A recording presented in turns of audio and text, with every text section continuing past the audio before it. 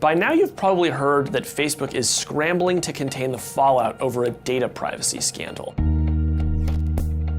Mark Zuckerberg finally addressed the story on Wednesday, but only after a delete Facebook campaign had started to gain momentum around the world.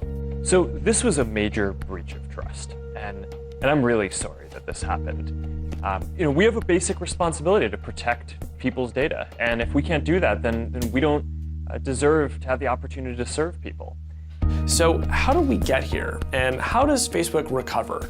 Well, first of all, let's figure out what happened. So on March 16th, the New York Times and The Guardian reported that a data mining firm named Cambridge Analytica, which had worked on Donald Trump's presidential campaign, had improperly obtained access to more than 50 million user profiles.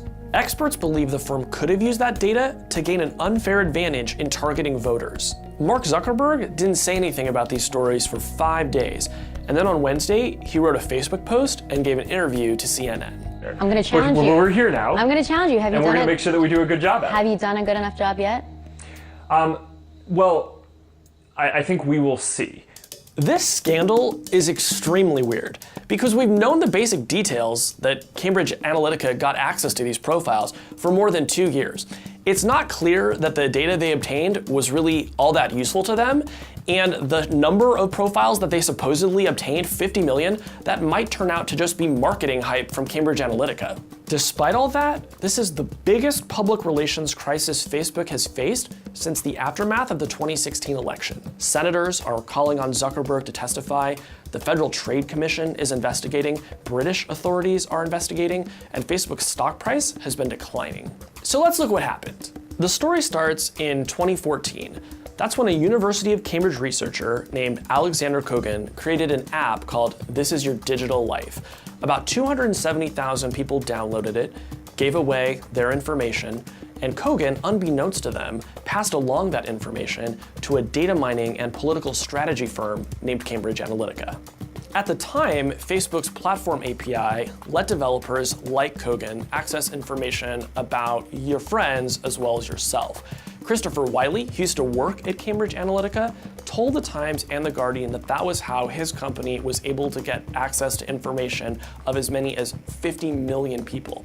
And the idea was that by gleaning your Facebook likes, the company could begin to understand your personality and then more effectively target political advertising at you.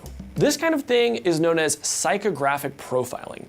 Experts say it can be useful at the margins in persuading voters, but at the same time they say its effect can be easily overstated. Granted, Trump's campaign wasn't the first to gain information about potential supporters using Facebook. In fact, in 2012, President Obama's election team had created an app and done a very similar thing. But there was a big difference. President Obama's team told voters what it was doing.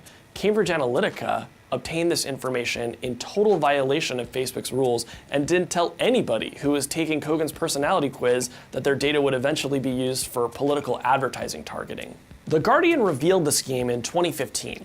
Facebook went to Kogan and Cambridge Analytica and demanded that they delete all of the data that they had obtained in violation of Facebook's rules. But the reports say that in reality, Cambridge Analytica and Kogan never deleted the data, and Facebook never investigated to see whether they had deleted the data as promised. This gets to the heart of why some people are deleting their Facebook accounts right now.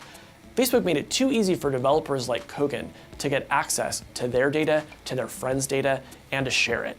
And it never informed people that their data had been improperly used.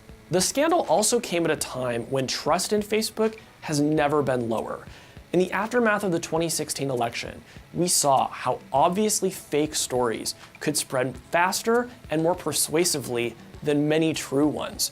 And we learned that Kremlin-linked groups had waged a highly effective misinformation campaign on the platform, in some cases even illegally buying ads. Meanwhile, new research was coming out showing that just browsing the news feed could make you feel worse about yourself, and a group of former Facebook executives came forward and expressed regret about their part in building the social network to begin with. In short, public perception of Facebook had become a tinderbox. Not that Tinder. But the Cambridge Analytica story was the spark that turned it into a bonfire. After a long delay, Zuckerberg announced plans to address abuses like Cambridge Analytica's.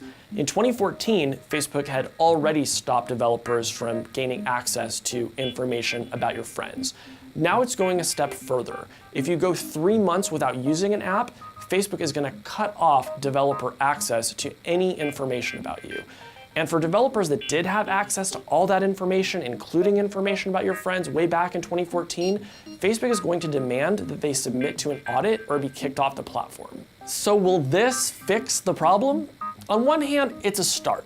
Restricting developer access to your data could help Facebook start to rebuild some trust. But the larger issue for Zuckerberg is that he's really confronting 3 crises at once. There's the data privacy issue that the Cambridge Analytica story reveals.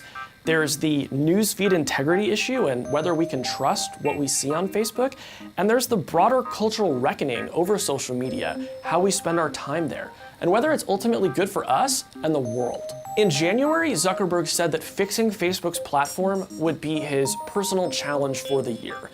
And yet, as he wades into this latest crisis 5 days after it began, it's not clear Facebook is doing everything it can to address it. And as a delete Facebook campaign starts gaining steam around the world, the challenge of fixing Facebook's platform feels greater than ever.